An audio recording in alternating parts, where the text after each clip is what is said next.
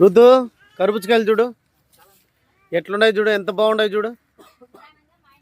ఈరోజు మనం సువార్తకు పోయి చక్కగా 2 కార్లలో సువార్తకు వెళ్ళి శ్యాము, ప్రమోదు, అలాగే పెద్దోడు కూడా సువార్త బాగా చేసి కారు బాగా తోలి అలిచిపోతున్నాడు.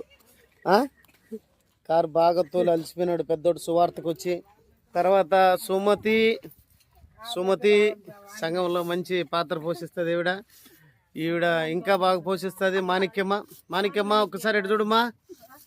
మాణిక్యమ్మ, సుమతి, శైలమ్మ, శకుంతలమ్మ, అలాగే ఈరోజు సువార్తకు వెళ్ళి మేమంతా కూడా దేవుని పని చేసుకుని శకుంతలమ్మ, శైలమ్మ, రవెన్న,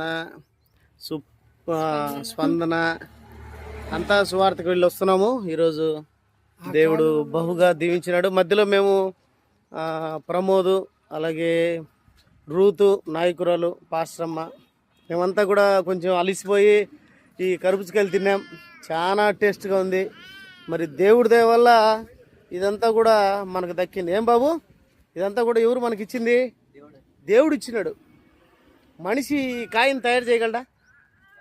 పైన చూచే పసుపు అంటే పచ్చదనం, లోపల చూచే ఎర్రదనం. అసలు ఏంది అది? వండరు కదా.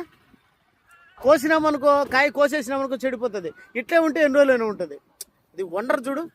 అది దేవుడు అలాగే పెట్టినాడు. దేవుడు ఎంత మంచోడు, దేవుడు ఎంత గొప్పవాడు. నిజంగా దేవునికి కృతజ్ఞత కలిగి ఉండాలి మనిషి. ఏనైనా అందరికీ దేవుడు ఒక్కడే. ఆ దేవుడే మనందరికీ తండ్రి. నా పేరు మల్లికార్జున రాజు. నేను మతం మార్చుకోలేదు, మనసు మార్చుకున్నాను. కులం మార్చుకోలేదు, మార్గాన్ని మార్చుకున్నాను.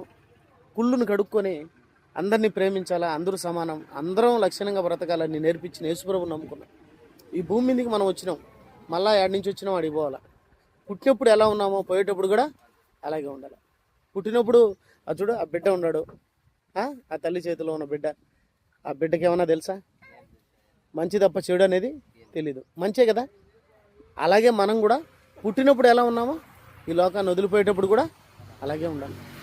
యేసుప్రభు ఎలా ఉన్నాడో ఆయన చనిపోయేటప్పుడు కూడా అలాగే చనిపోయాడు. అంటే 10 మందిని ప్రేమించమని చెప్పినాడు, 10 మందిని మంచి మార్గంలో నడిపించమని చెప్పినాడు.